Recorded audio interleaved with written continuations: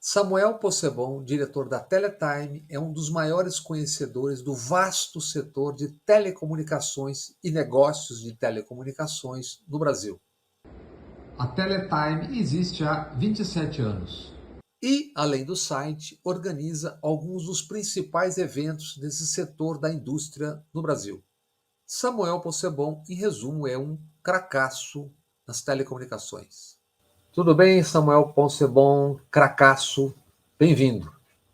Oi, Bob, tudo bem? Obrigado mais uma vez pelo convite.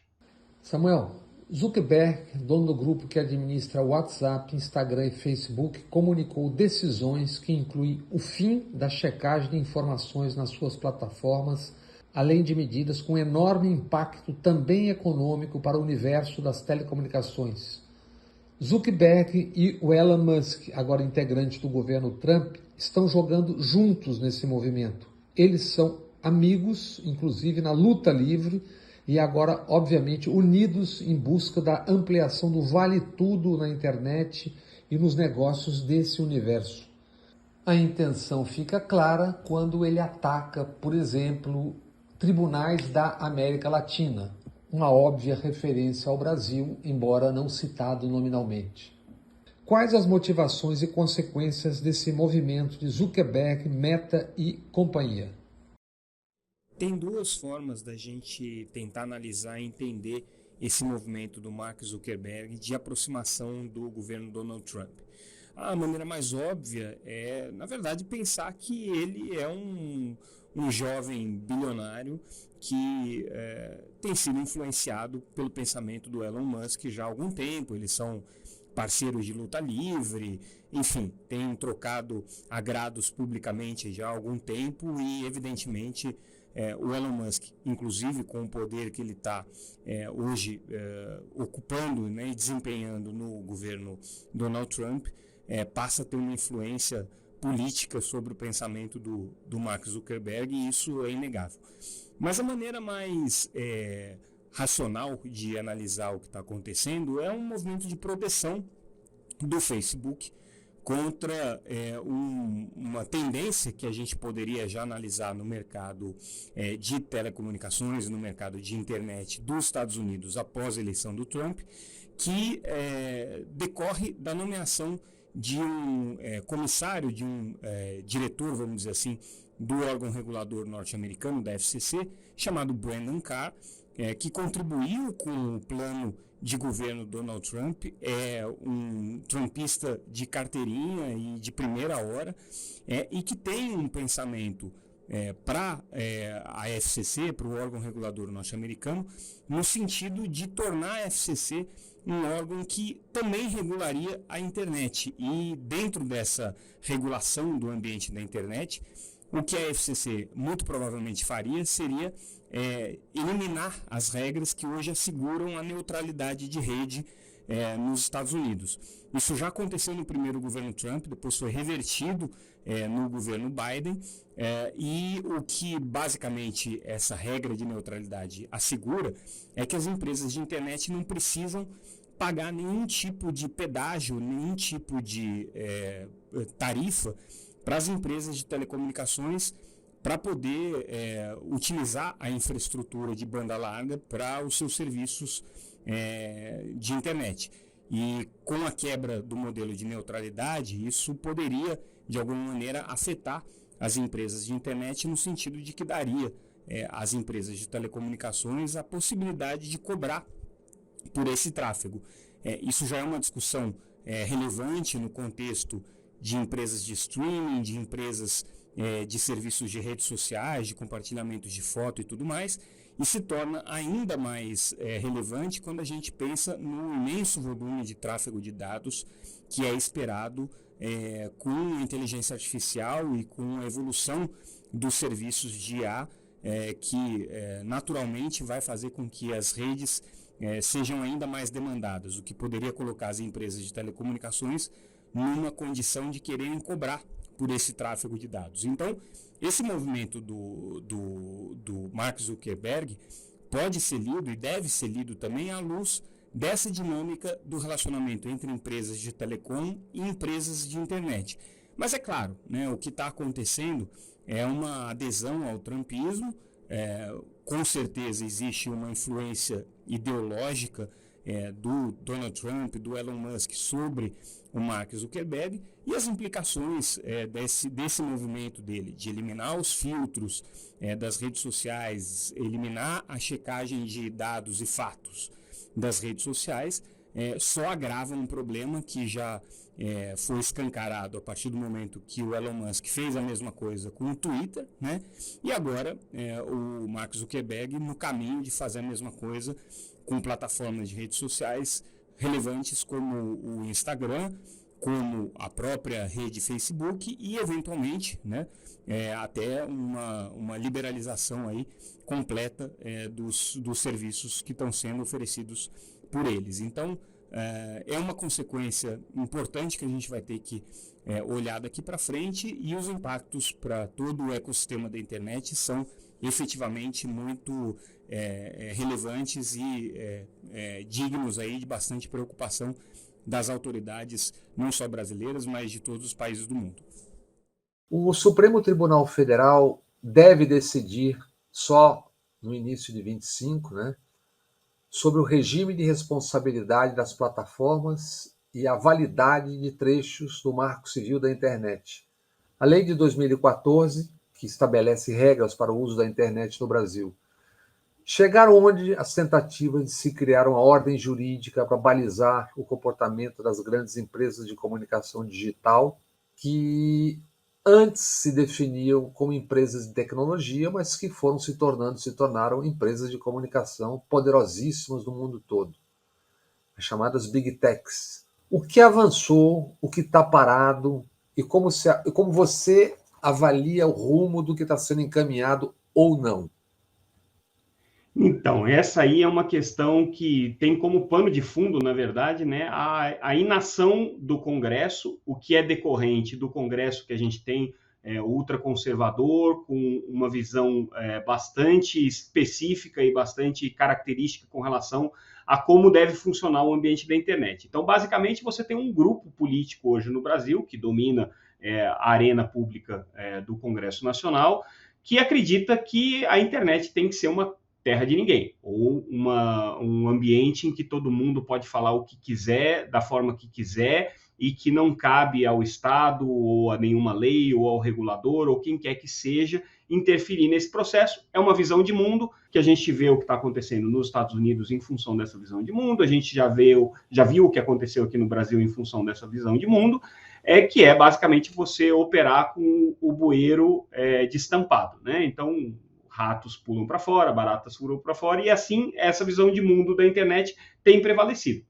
Mas, além de ser uma visão de mundo, antes de você continuar, é também uma arma política, porque eles sabem perfeitamente que isso serve aos interesses deles. Eles querem usar da forma que quiserem, porque sabem que foi assim, por exemplo, que chegaram ao 8 de janeiro. Não, claro, toda visão de mundo tem por trás de si um objetivo, né, estratégico. Então, assim, se defende isso, se prega isso, porque isso se mostrou muito efetivo.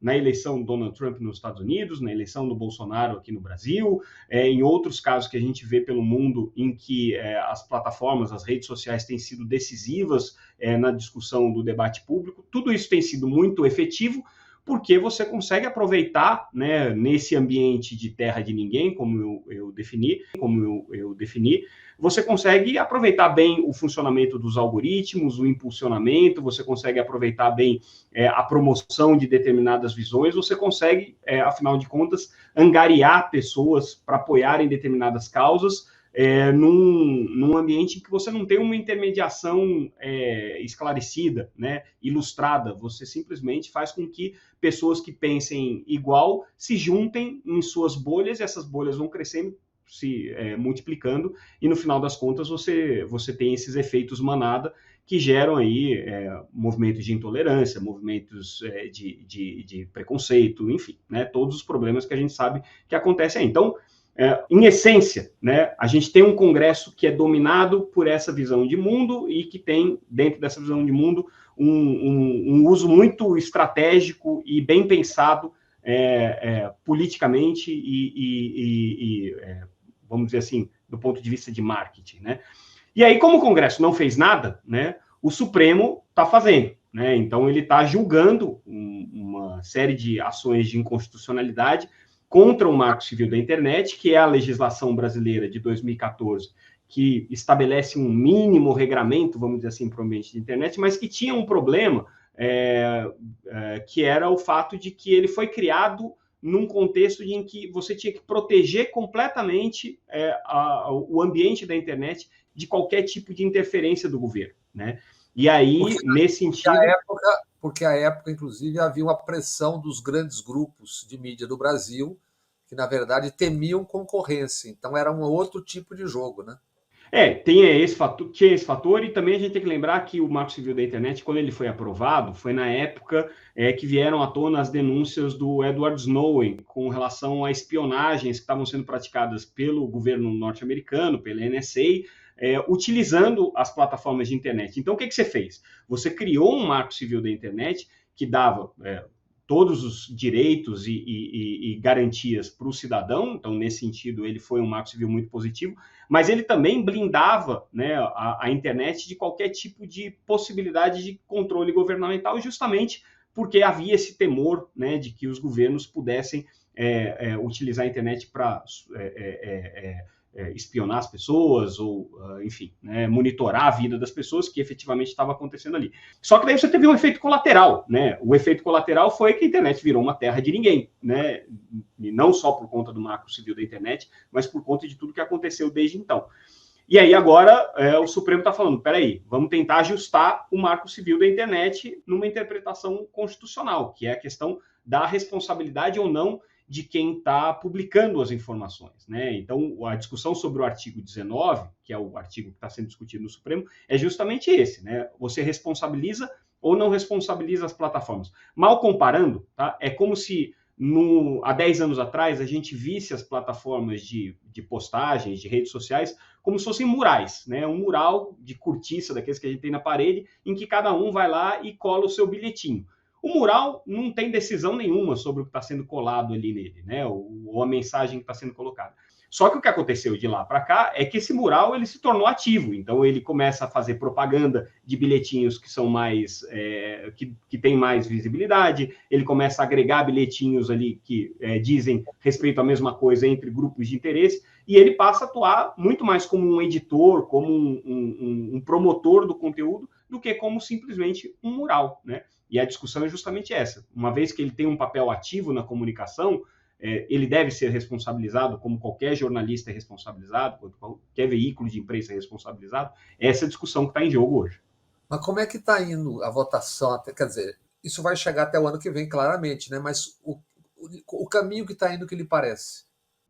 Não, com certeza vai ser, no final das contas, vai ser decidida a inconstitucionalidade do artigo 19, né? Eu acho que o voto dos relatores até agora, do Fux e do ministro Toffoli, foram nesse sentido. A gente sabe que a posição do Barroso também é na mesma direção, do ministro Gilmar também é na mesma direção, com certeza do Flávio Dino vai ser na mesma direção, da Carmen Lúcia, enfim, todos os ministros do Supremo não bolsonaristas, vamos dizer assim, com certeza vão votar pela inconstitucionalidade do artigo 19. A questão toda é qual é o voto que vai prevalecer e qual vai ser a modulação que vai se fazer, porque também existem efeitos colaterais de você botar toda a responsabilidade de supervisão do que se diz na internet em cima das plataformas, né? Que é o voto do ministro Toffoli, por exemplo. O ministro Toffoli disse o seguinte, não, elas têm que ser responsabilizadas e elas têm que fiscalizar. Então, imagina você dar também a prerrogativa para Facebook, para Google, para eles dizerem o que deve ou o que não deve ser publicado. Né? Também é complicado nesse aspecto. É complicado, não, vai ser muito complicado, vai ser pior.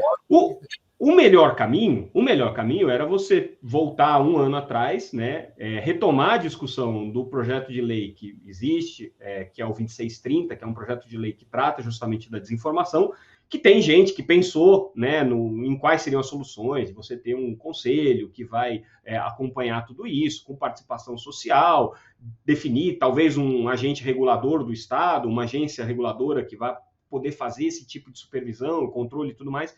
Só que esse debate no Congresso foi interrompido por essa bancada que quer que a internet seja uma terra de ninguém, com o apoio das redes sociais. A gente tem que lembrar disso, tá? Tem uma aliança que tem acontecido aí em vários assuntos entre as empresas de internet, as chamadas Big Techs, e a extrema-direita nas questões que dizem respeito à regulação do ambiente da internet. Isso já aconteceu em vários momentos, tá? E acontece o tempo todo. Inclusive agora, mais recentemente, a gente viu isso também no projeto de inteligência artificial que a gente vai falar daqui a pouco. Então, assim, convenientemente, o Congresso enterrou nessa discussão. O presidente da Câmara, Arthur Lira, criou lá uma comissão, um grupo de trabalho para discutir o 2630, que nunca se reuniu, nunca trabalhou em nada. E o projeto está parado no Congresso. Se o Congresso não faz nada, o Supremo vai e age. Só que daí o Supremo também vai agir com efeitos colaterais, né? E no mais desse vasto mundo que você acompanha, pilota e interfere trabalhando, escrevendo, o que andou, o que está parado?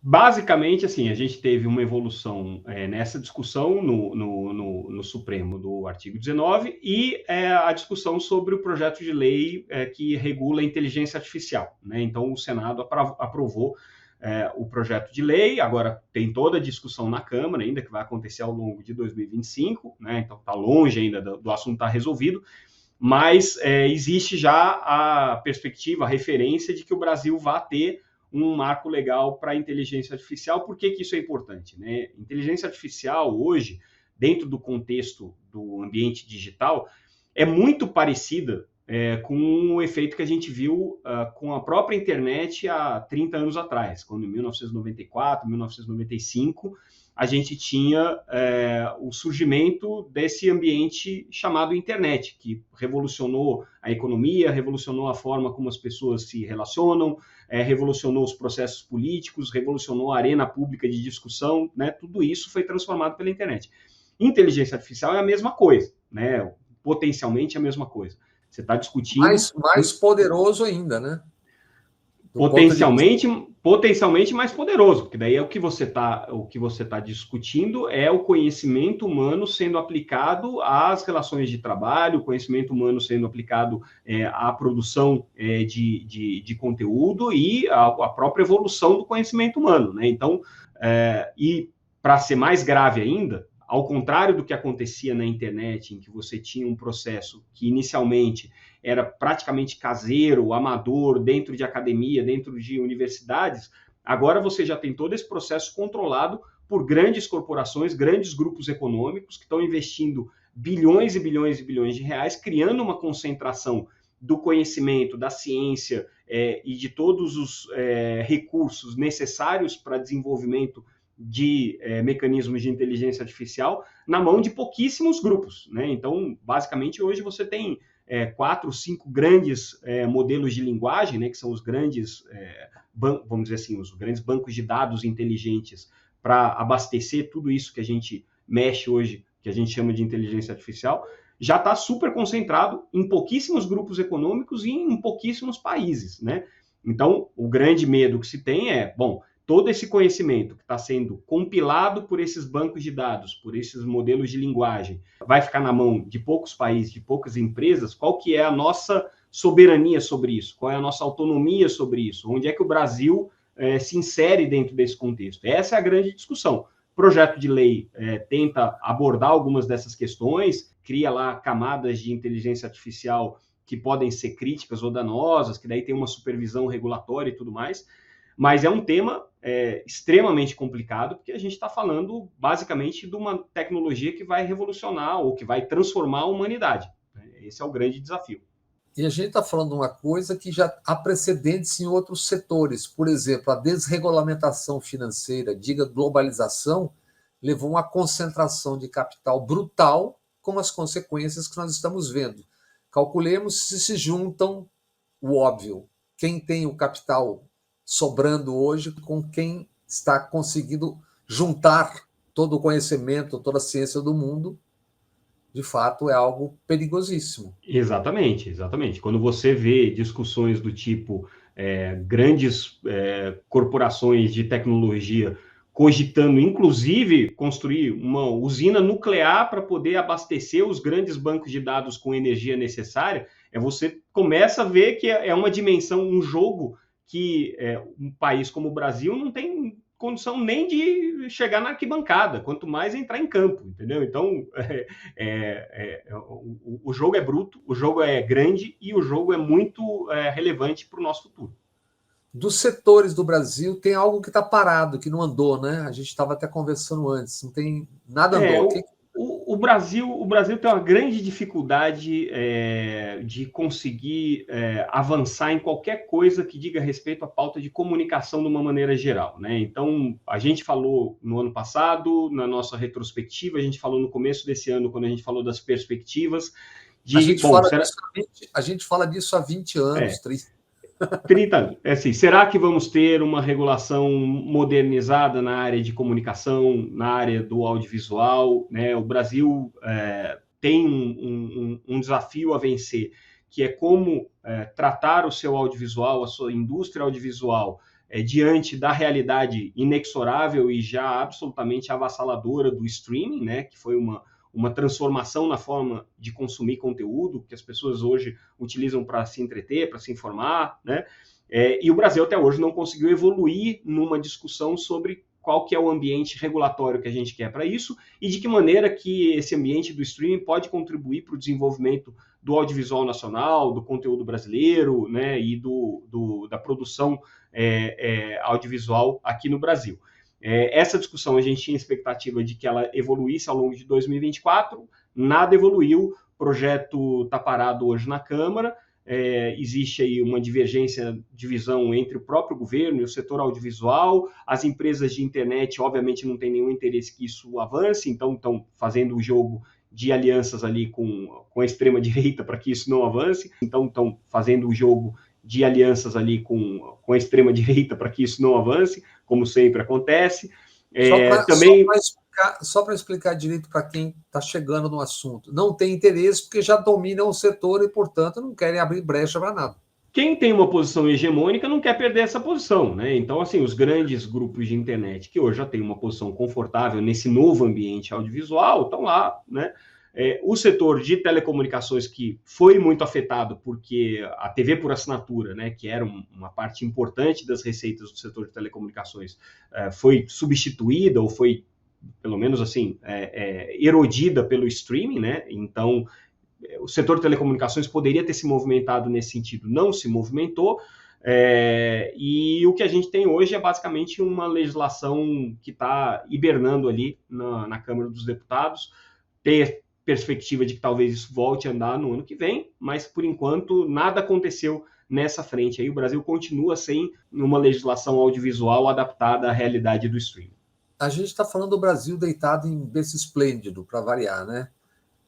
Mundo afora, o que em relação, por exemplo, aos grandes players que a gente está falando aqui, os grandes jogadores, as big techs, o que mudou? Onde mudou? Na Europa, o que mudou? O que foi? Aonde avançou? Onde está parado? Normalmente essas coisas avançam muito na Europa, né? Costuma a União Europeia, de uma maneira geral, e os países europeus especificamente, costumam ser muito mais proativos nessa questão, tanto da legislação de comunicação como um todo, né? Tem legislações já bem mais avançadas aí nesse aspecto, legislações para fomento do setor audiovisual também já bastante mais avançadas, e eles avançaram em inteligência artificial, deram um passo importante, e controle das plataformas, das grandes big techs. Eles têm duas legislações que são referenciais ali, que é o DMA e o DSA, né? O Digital Service Act e o Digital Market Act. Então, são duas legislações que permitem aos governos regularem esse ambiente digital, coisa que o Brasil ainda não tem. O Brasil está bastante atrás nesse debate. Permite aos governos como? Explica um pouquinho quais são esses regular basicamente do ponto de vista econômico. Então, se os governos percebem que existem concentrações econômicas excessivas, os governos podem criar restrições a essa concentração econômica. Em tese, o Brasil até pode, pela sua legislação concorrencial. É preciso deixar isso sempre muito claro, porque quando fala em regulação, regulamentação, vem aquela desculpa furada da censura. O que está se falando é de capitalismo. Exato, não. impedir concentração, monopólio e oligopólio. Então, quem quiser usar a desculpa querem a censura, não vale, né? Disso nós estamos falando, né?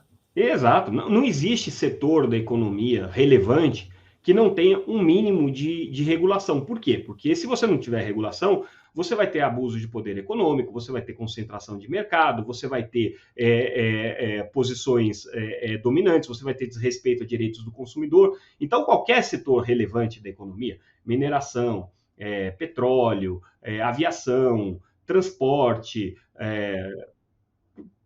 casamento, tudo é regulado, né? Casamento tem um código civil regulando ele lá. Então, tudo que é importante para a economia tem uma regulação, querendo ou não, tá? Tem as visões ultraliberais aí, Milley que o diga, né? Que acham que o Estado e não tem que ter regulação nenhuma, mas vamos, né, ser muito franco, não funciona. Os setores que são mais desregulados são os mais concentrados. O que aconteceu no setor financeiro no Brasil, por exemplo, que ainda é bastante regulado no Brasil, mas que no mundo afora não é tão regulado assim, vê todas as crises econômicas que foram causadas pela falta de regulação. Então, regulação econômica não é uma coisa necessariamente ruim, tá? Pelo contrário, ela pode ser muito útil. Só que a gente tem um grande setor da economia global, brasileira também, que é o setor digital, com empresas de internet, com toda a economia que gira por trás disso, que basicamente não tem regulação no Brasil. Zero, né? As empresas, o equivalente, uma empresa como uma grande Big Tech, ela paga imposto como o Zé do bar da esquina, entendeu? Não tem nenhum tipo de diferença entre elas, sendo que uma tem um impacto muito maior na opinião pública, na circulação de recursos, na informação das pessoas, na publicidade, e a outra só vende o picolé e a cervejinha, né? Mas a regulação é a mesma para os dois. Então, não dá para ser assim. O Brasil não tem essa regulação. Você estava falando dos dois atos, eu te interrompi quando você estava falando dos dois atos, das duas. Do que se trata na prática? Então, basicamente o GSA e o GMA são duas leis, né?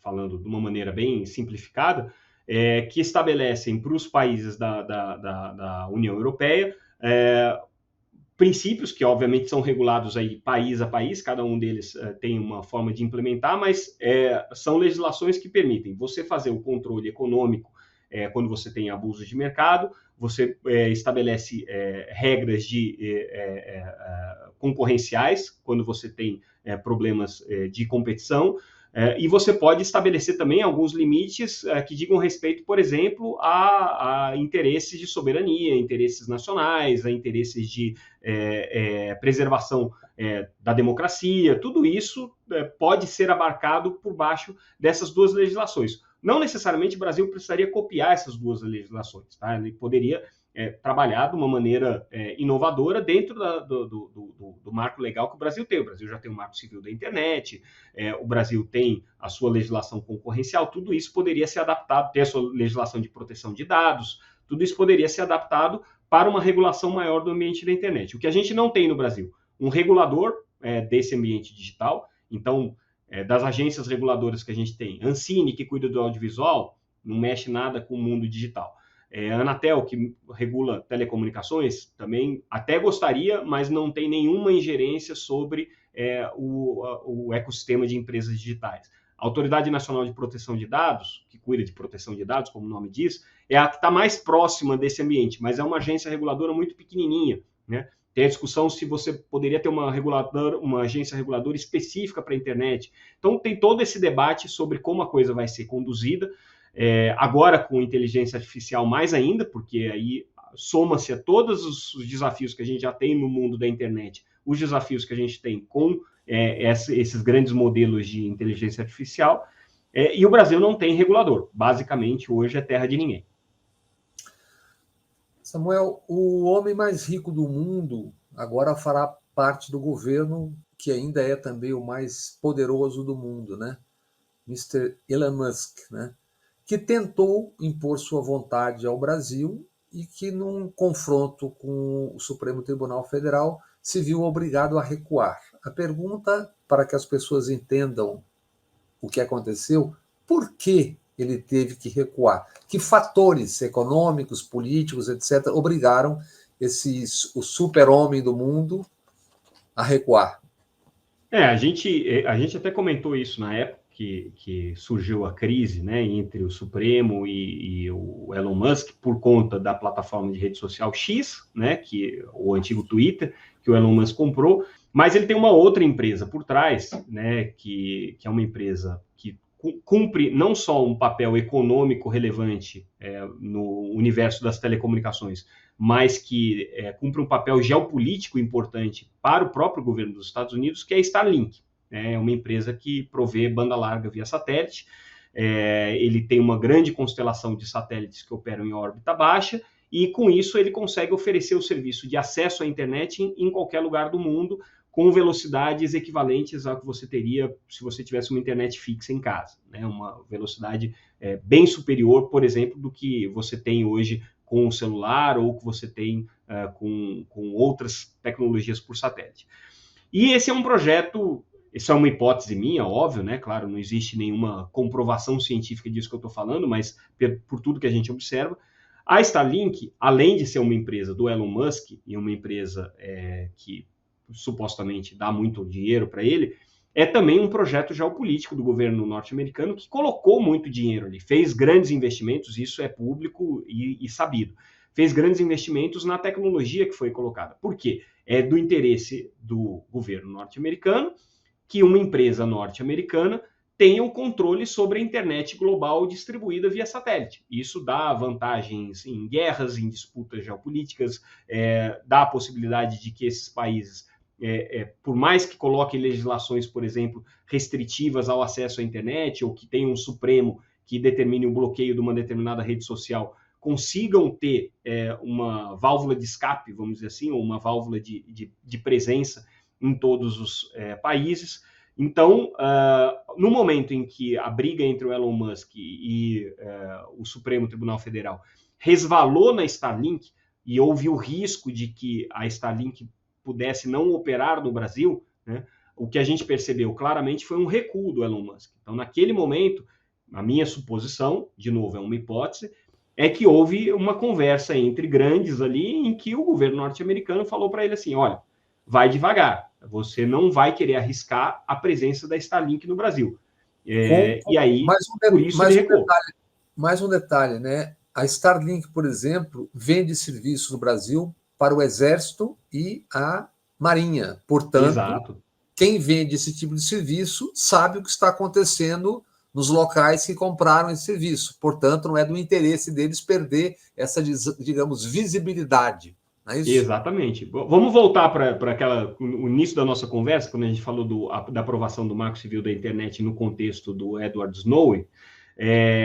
Naquele momento, a gente estava preocupado que o governo norte-americano pudesse ler os e-mails do Google, né, e saber o que estava acontecendo. E, de fato, depois ficou comprovado, evidenciado, que houve espionagem do governo norte-americano na Petrobras, na presidente Dilma, né, tudo aquilo catalisou o momento, inclusive, que levou à aprovação do Marco Civil da Internet.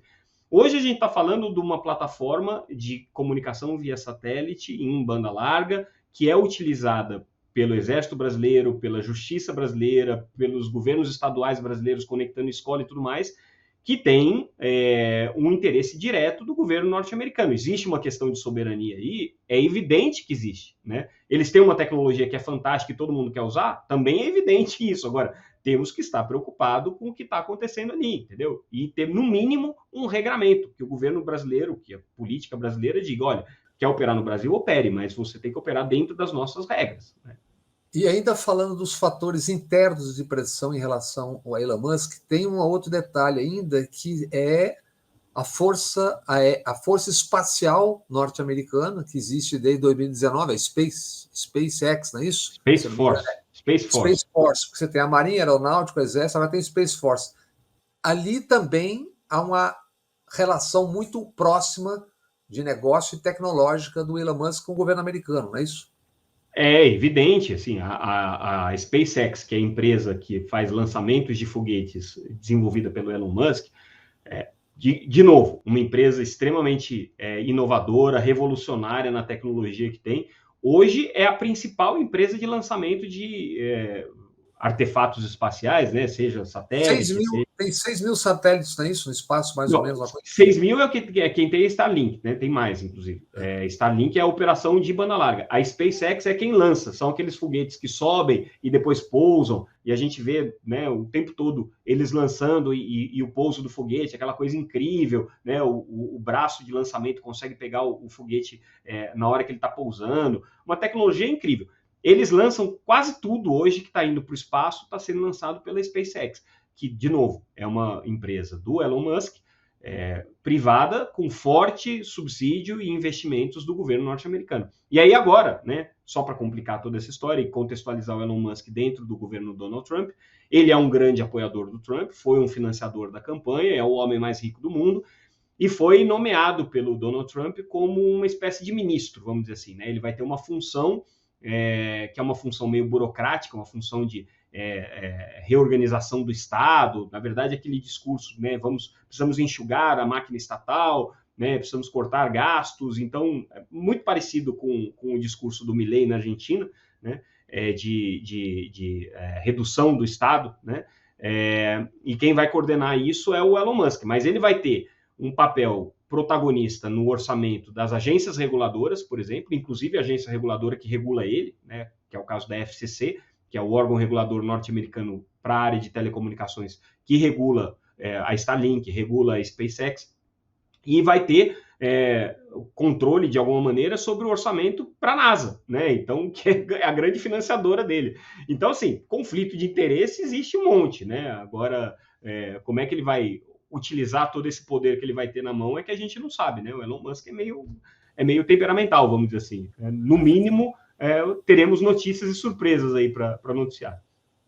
Samuel, estamos chegando ao fim. O ano passado, uma das nossas conversas, você disse que havia uma bomba pronta a ser detonada no Brasil. O que virou, o que se tornou aquela bomba de então? Na verdade, assim, quando a gente olha na perspectiva histórica do setor de telecomunicações, do setor de infraestrutura, do capitalismo brasileiro, né, a gente tem que lembrar que o ano passado, na verdade, a gente completou 25 anos da privatização do sistema Telebrás, né,